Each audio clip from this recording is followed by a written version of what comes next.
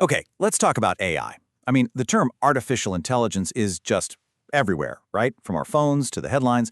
But what is it really? Behind that simple little acronym is a world that can feel, surprisingly complex. So in this explainer, we're going to cut right through the noise. We're going to give you a clear, simple framework so you can finally get a handle on what AI actually is. Right. It feels like AI can mean pretty much anything, from some kind of movie robot to a smart toaster. And the problem is, even the experts don't totally agree on one single definition.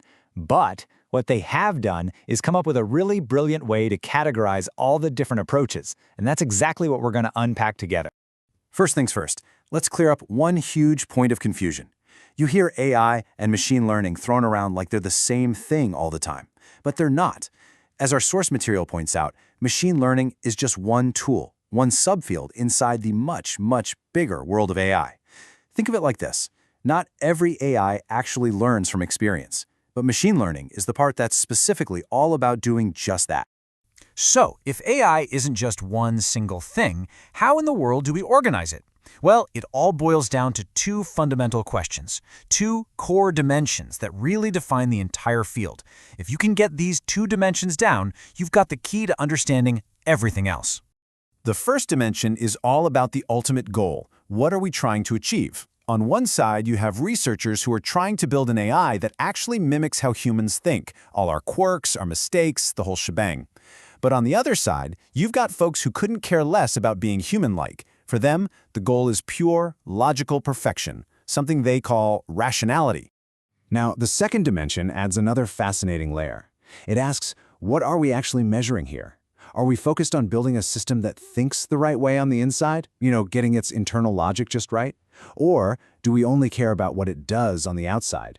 Does it pass the test? Does it drive the car? Does it win the game? Who cares how it got there, as long as the final observable action is correct? And this right here is where it all clicks into place. Because when you take those two dimensions, the goal and the focus, and you put them together, you get this simple but really powerful grid. And it perfectly maps out the four major fields of AI research. Each one has its own unique goals, its own methods, and its own way of defining success. So here it is. This is your new mental model. Up top, we've got the goal. Are we aiming for something human-like or for something perfectly rational?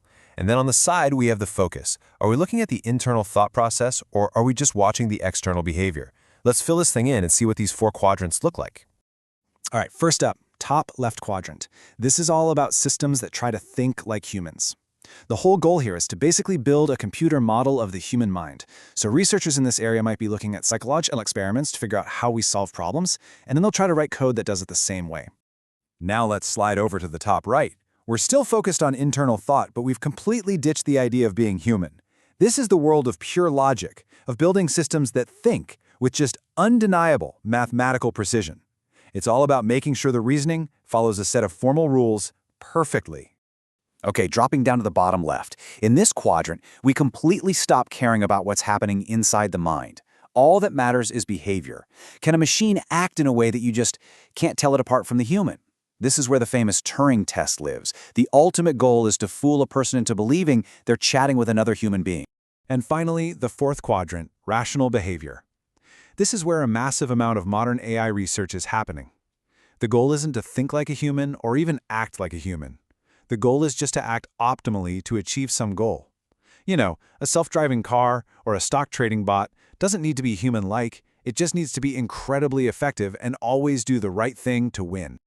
Now this is so crucial. These four fields aren't just different on a philosophical level, they actually require completely different tools to build. This framework explains why one AI researcher might look like they're doing a psychology experiment, while another's work looks like it's straight out of a pure math textbook. And this just lays out that divide perfectly. If your goal is to copy humans, you're pretty much doing a science, like psychology. You have to observe people, come up with ideas about how we work, and then test them.